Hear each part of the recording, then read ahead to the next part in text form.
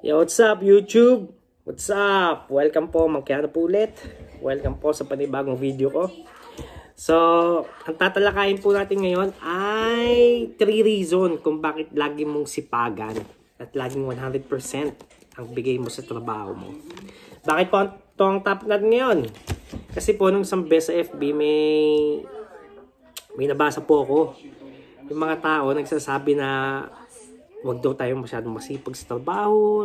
Dapat 85, 75, 80%, 90% lang daw. Or iba 60%. Eh para sa akin, no, hindi dapat ho laging 100%. Bakit? So, number 1, ito po ay magiging advantage nyo.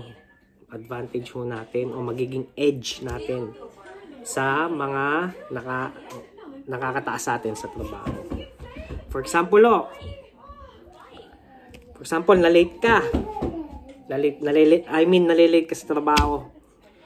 So, mapapalampas nila yon, mapapalampas yun ng mga taong nakatataas sa'yo. Bakit? Kasi nga, masipag ka, binibigay mo 100% mo, nakikita nila yung kasipagan mo, yung puso mo nandun sa trabahong ginagawa mo. Diba? So, mapapalampas nila yon.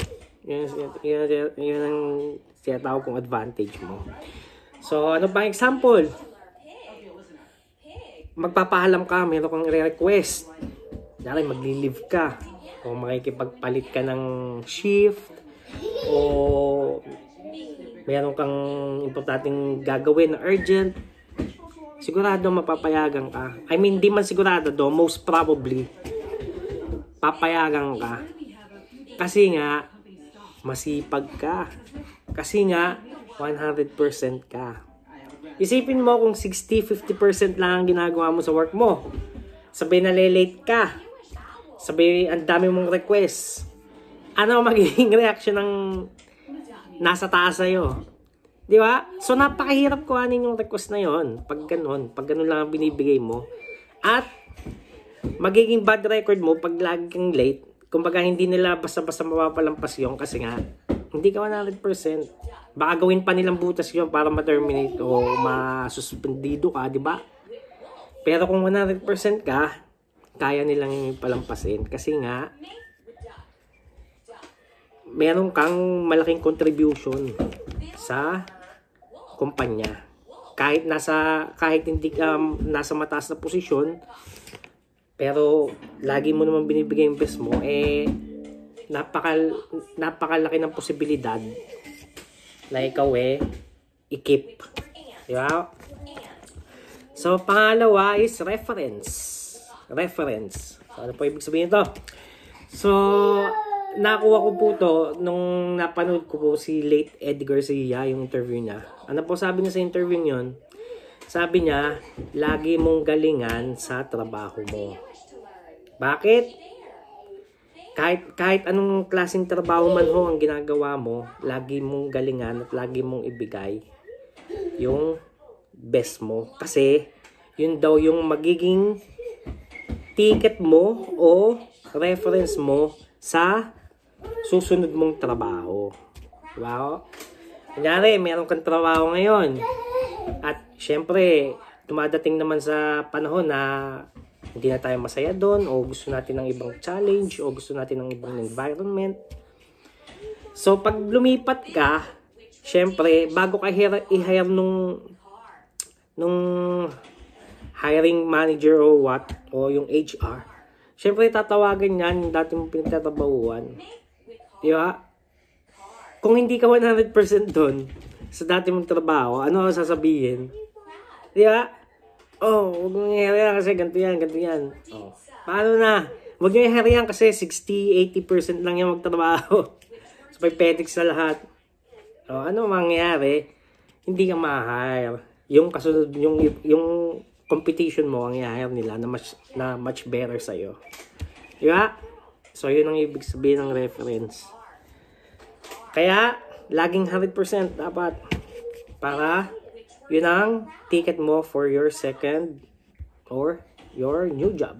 Diba? So, ang pangatlo po ay self-pride or self-fulfillment. So, ano po ibig sabihin ito? So, naranasan nyo na ba na, kunyari sa bahay, may inayos ka sa bahay mo, kunyari naglinis ka, o ni-rearrange mo yung furniture, o inayos mo yung garden mo, di ba? So, pag nagawa mo yon at nakita mo yung bahay mo na mas gumanda, nakita mo yung garden mo na mas naging presentable, na napakaganda sa mata, di ba? Kumbaga, napakasarap sa pakiramdam. Kumbaga, naandun yung parang kumbaga, meron kang pride sa sarili mo na, nagawa ko to, na ito pala yung kaya kong gawin, na ito pala yung self-fulfillment ba na ang galing ko, ganun. So, ganun din ho sa trabaho pag 100% ka. Pagkatapos ng every shift at nagawa mo ng ayos yung trabaho mo, di ba? At the end of the day, nasa bus ka pa uwi o pagka-clock out mo, may mararamdaman ka na self-pride sa sarili mo. Yung merong feeling na gano'n na parang pagyayabang na ang galing ko pala, na kaya ko pala yun. Na madali lang pala para sa akin yun. Yeah, paano kung 60-50% lang gano'n ang ginagawa mo sa work? Wala kang mararamdaman gano'n. Ang mararamdaman mo is, ang galing ko palang manlamang sa mga kasamahan ko. Yung nararamdaman mo, sigurado. Yung kayabangan sa sarili mo na, ang galing ko palang manggulang. Na kahit 60-50%, 80% lang ang gawin ko sa work, susweldo pa rin ako. At mas mahihirapan yung mga kasama ko. Yan ang mararamdaman mo siguro. Di ba? So, hindi naman siguro patas yun. Di ba?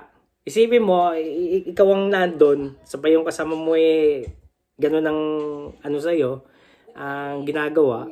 Di ba? Nakakayamot, nakakainis. So, anuhin natin yung kasabihan na huwag mong gawin sa kapwa mo yung ayaw mong gawin sa'yo. Di ba? So, 100%. Ating 100%. Kasi yun ang tamang gawin. Huwag mo nang isipin na tinitake advantage ka ng company o ano man. Gawin mo yon para sa sarili mo. Kasi pag ginawa mo yung 100% para sa sarili mo, everything will follow. Good karma. Alam mo yon? So yung luck, yung chance mo ng luck sa buhay, mas mag-i-increase. Kasi nga, luck is equals to hard work. Pag hardworking ka, mas magiging maswerte ka. Yun po yun. So, yun. Maraming salamat po sa pakikinig at we'll see you in our next video. Okay? So, subscribe lang po at kapit lang. Thank you. See ya.